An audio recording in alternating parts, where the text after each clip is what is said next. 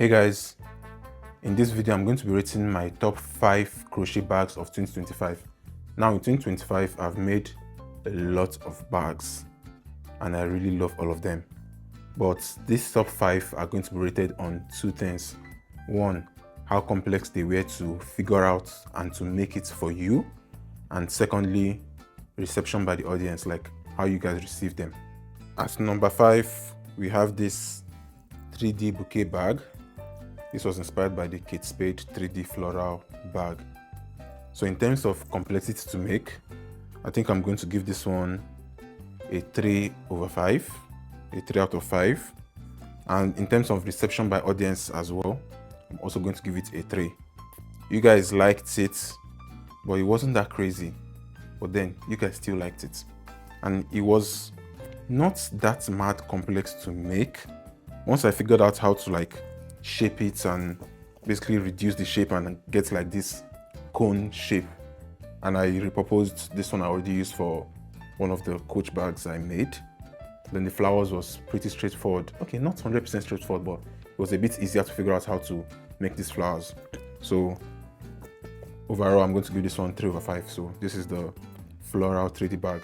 I have the pattern of this on my website as well. At number 4, I'm going to give it to this bag. This is the first backpack I've made in a long while. This is the zipper bag. So it's basically a backpack meant to look like a zipper head. We have the handles and we have the opening as well. For the opening, you could either use a zipper or this Velcro. So I ended up using this Velcro for the opening for the bag, kind of like the closure in a way. So figuring out how to make the bag, in terms of complexity, I'm going to give it, I think, a 3/5 again. And in terms of reception with the audience, I'm also going to give it kind of like a 3 because you guys liked it, but then it was just there. So in terms of complexity and reception by the audience, 3/5 overall for this bag. So, but then I really love this bag. Like, it's one of those bags I made and I was proud of myself. Like, I'm proud of all my bags, but then I love this bag. So this is number 4. At the number 3 spot, we have this quilted tabby. So this was inspired by the tabby quilted bag.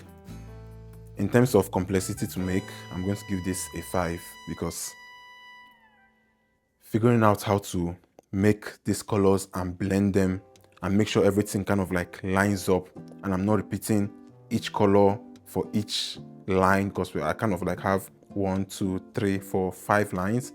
Make sure I'm like alternating the colors properly, both on the cover of the bag, on the main body of the bag itself, and even this back place, because if you see at the back, this little cover or opening I had here, I had to make sure I planned it in such a way that these colors blended smoothly with these ones on the top here.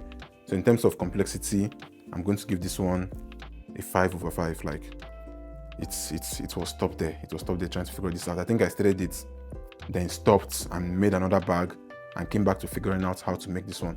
So I'm going to give this one a 5/5 for complexity. And in terms of reception by audience, I'm going to give it a 3.5. So overall, I'm going to give this one a 3.5 rating. But then I love this bag. It's cute, kind of like I love this bag. So this is the bag at the number 3 spot. The number 2 spots, we have one of the fan favorites, the skirt bag. First of all, in terms of reception by audience, I'm going to give this a 5/5. Like, you guys loved this and I loved it as well. I'm going to give it a 5/5 on that. And for complexity to make, I'm going to give this a 3.5 because yeah, it was a bit complex to make because I'm basically designing a bag that looks like a skirt, but I was trying not to make it like the normal crochet skirts we have because I needed the bag to kind of like be sturdy and all of that.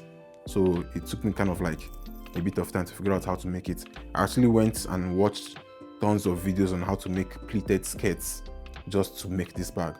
So I went and watched the videos on videos on how different people made pleated skirts, and then I used that idea or ideas I got from the videos to then make this bag. overall rating, I'm going to give this a 4/5 or 4.5. Let's say 4/5. So this is at the number 2 spot. And at the number 1 spot, we have no other than the tote bag, the Marc Jacobs inspired tote bag. This is the bag, no tote. You see what I did there?